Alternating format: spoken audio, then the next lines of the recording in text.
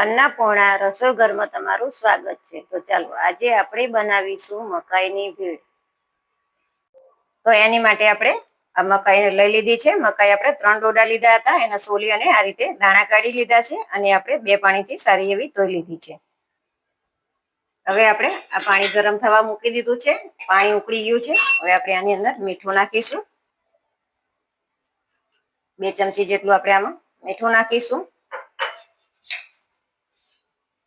1 ચમચી જેટલી આપણે આમાં ખાંડ નાખીશું। ખાંડથી આનો કલર બહુ સરસ આવે છે અને મીઠી પણ સારી લાગે છે। અડધી ચમચી આપણે હળદર નાખીશું। બધી વસ્તુ આપણે સારી એવી મિક્સ કરી લઈશું અને જે આ મકાઈ ધોઈ અને આપણે રાખી છે એની અંદર નાખી દઈશું।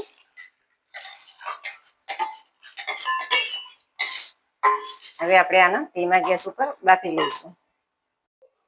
ચાલો હવે આપણે જોઈ લઈએ, મકાઈ બફાઈ ગઈ છે આપણી સરસ અને મેં ગેસ બંધ કરી લીધો છે અને જો સરસ મકાઈ આપણી બફાઈ ગઈ છે, એકદમ સરસ થઈ ગઈ છે। જો હવે આપણે આને કાઢી લઈશું। ચાલો આ રીતે આપણે મોટી ગળણીમાં બધા મકાઈના દાણા કાઢી લીધા છે અને આ રીતે કહીને આપણે બધું પાણી નિતારી દેવાનું છે। આ રીતે આપણે મોટા બાઉલમાં મકાઈના દાણા લઈ લીધા છે। હવે આપણે બધા વેજીટેબલ્સ જોઈ લઈશું। તો એની માટે આપણે એક કાકડી સોલી અને સમારી છે, લીલી ડુંગળીનો લીલો ભાગ જે પાછળનો આવે એ લીધો છે, 1 ચમચી આપણે કોબીજ લીધું છે, 2 મોટી ડુંગળી આપણે એકદમ ઝીણી સમારી છે, 2 ટમેટા આપણે ઝીણા સમાર્યા છે, 1 ચમચી આપણે ગાજર લીધું છે અને 1 ચમચી આપણે કેપ્સિકમ લીધું છે। આની જગ્યાએ તમે લીલું મરચું પણ નાખી શકો છો।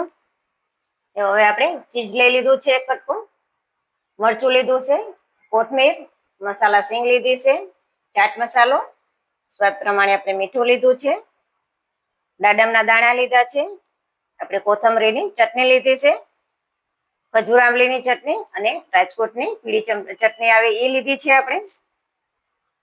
ચલો હવે આપણે એક મોટું વાસણ લઈ લઈશું, એની અંદર આપણે આ જે બાફેલી મકાઈ છે એ નાખી દઈશું, એટલે આમાં બધી વસ્તુ મિક્સ કરતા સારી થાવે।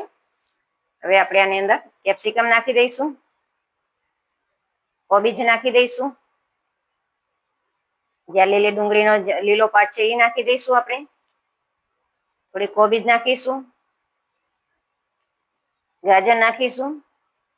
બધી ગ્રીન વસ્તુ લીધી છે અને બધી બહુ સરસ, આ બધી વસ્તુ ખાવા માટે બહુ સારી। ડુંગળી નાખીશું, ટમેટા નાખીશું,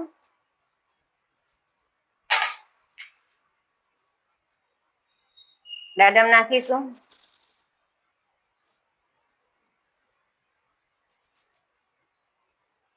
કોથમીર નાખીશું। આ બધી વસ્તુ તમે તમારી રીતે નાખી શકો છો, ઓછી કે વધારે। મસાલા સિંગ નાખીશું, ચાટ મસાલો નાખીશું, એ આપણે અડધી ચમચી નાખ્યો છે અત્યારે। મીઠું નાખીશું, આપણે બાફવામાં પણ મીઠું નાખ્યું હતું એટલે સ્વાદ પ્રમાણે આપણે મીઠું નાખીશું। લાલ મરચું નાખીશું, એ આપણે અડધી ચમચી જેટલું લીધું છે। આપણે ગ્રીન ચટણી નાખીશું, સિંગદાણા ને કોથમીર પુદીનાની બનાવેલી છે આપણે। કોથમીર ચટણીનો વિડીયો આપણે મૂકેલો છે, તમે જોઈ શકો છો। ખજૂર આંબલીની ચટણીનો વિડીયો આપણે મૂકેલો છે, એ પણ તમે જોઈ શકો છો। ખજૂર આંબલીની ચટણી આપણે નાખીશું અને રાજકોટની પીળી ચટણી આપણે નાખીશું। આનો સ્વાદ આમાં બહુ સરસ આવે છે અને જો આમાંથી કોઈ પણ એક વસ્તુ ના હોય તો પણ હાલે, મારી જોડે આ બધી વસ્તુ અવેલેબલ હતી એટલે મેં નાખી છે। હવે આપણે બધી વસ્તુ મિક્સ કરી દઈશું। ચલો આ રીતે આપણે બધી વસ્તુ મિક્સ કરી દીધી છે। થોડુંક આપણે સંચર પાવડર ઉપરથી નાખીશું, ચપટી આપણે મરી પાવડર નાખીશું, આનાથી સ્વાદ બહુ સરસ આવે છે।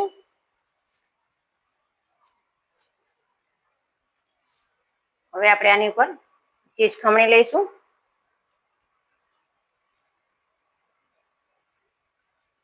હવે આપણે ઉપરથી થોડીક દાડમ નાખીશું અને થોડીક આપણે કોથમીર નાખીશું। આમાં તમારે ઝીણી સેવ નાખવી હોય તો પણ નાખી શકો છો। તો તમને આ ભેળનો રેસીપી વિડીયો ગમે હોય તો લાઈક કરો, શેર કરો અને સબસ્ક્રાઈબ કરવાનું ભૂલતા નહીં।